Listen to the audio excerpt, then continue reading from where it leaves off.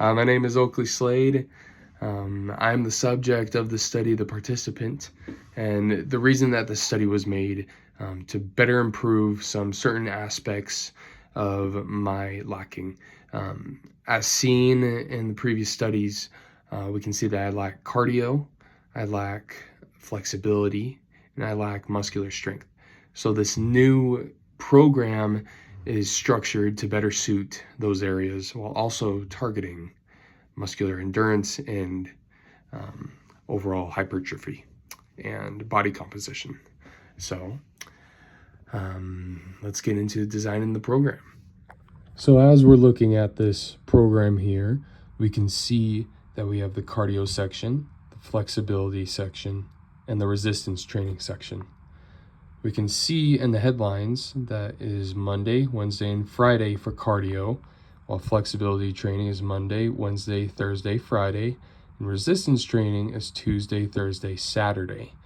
Sunday will be the rest day, and we can see that there's a lot of flexibility, not necessarily a large amount of time, but it's being repeated every single day, right?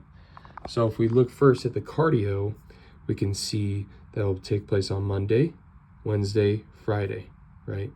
The first day is the run and the walk. This will be 1-on-1 intervals, so 1 minute of running, 1 minute of walking. This will be done for 20 minutes total. If we look at the Wednesday, that's the jogging for 30 minutes. Friday will be the stairs at the gym for 15 minutes. This will be moderate. Then, if we look to flexibility training, we have sit and reach, goblet stretch, shoulder hugs, calf stretch, flamingos, and chest fly stretches. All of these stretches are made to help improve the overall resistance training and allow for muscle recovery and to better improve overall. Then if we want to look at the resistance training, we have barbell squats, and then they're categorized by either power, endurance, strength, hypertrophy, and then all of them say which day they are taking place on. So we have barbell squats, weighted push-ups, bent over rows. And then if we go to the next page, we can see we have weight planks. Again, endurance takes place on Tuesday. Incline dumbbell press, strength, weight pull-ups, weight dips, weight step-ups, deadlifts, weighted lunges, weight calf raises. So all of these in the coaching points are explaining what is taking place with this exercise, as long as this as well as the sets, the amount of weight associated with that exercise, the reps, and the amount of rest, right? And it's well noted that not all of these exercises are taking place on the same day, like I previously said, but instead one might be on a Thursday, or there might be several on a Thursday, and so on and so forth. So there's the cardio section and overview. We have the cardio, the resistance, and the flexibility. And then in the team note, it just explains how this new exercise program is looking back at previous results and seeing how we can better improve on those aspects. All right, okay, now I'm going to demonstrate the exercises and how they may be done and how it might benefit us, and possibly ways that we can avoid doing this exercise that may harm us or improve the possibility of being hurt. So the first one is barbell squats.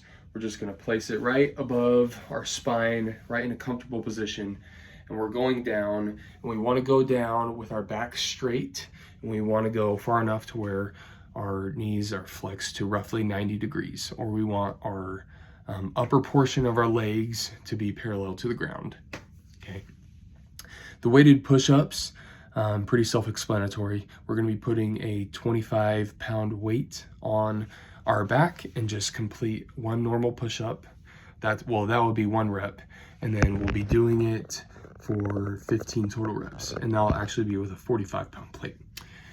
The next is the bent over rows. This one is pretty complicated. We want to be able to find a wall, and we want to put our head against the wall to rest it and kind of support us.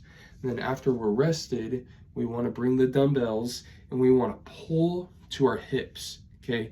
Imagine pulling with the elbows backwards.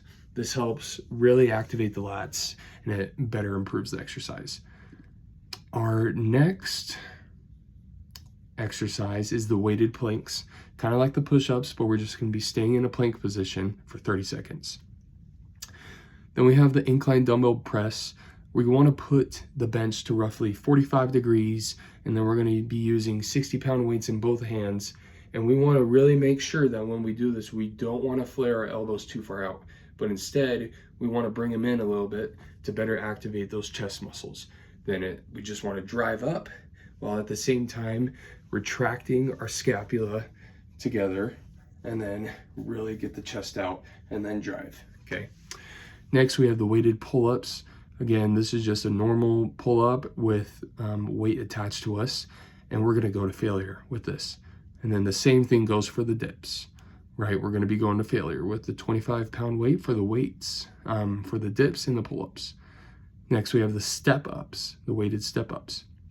We're gonna be holding the dumbbells, and we're just gonna step onto the 24-inch box and then drive our opposite knee up to really activate the core as well.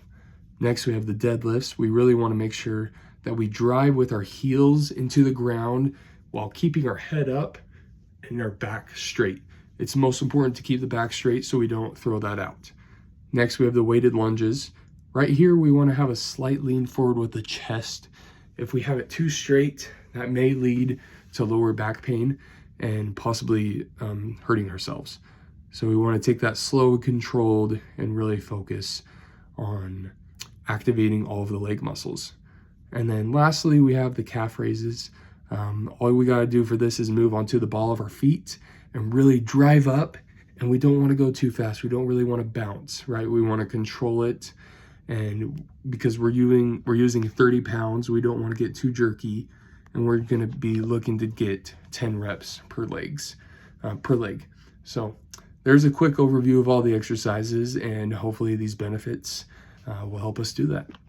All right, and then just to conclude this video, what this was a program that is suited to my areas that I lacked, and it really focused on those, and I was able to list benefits in areas that we need to avoid while doing these exercises. So hopefully this was helpful for anyone watching this video, and I thank you guys for watching.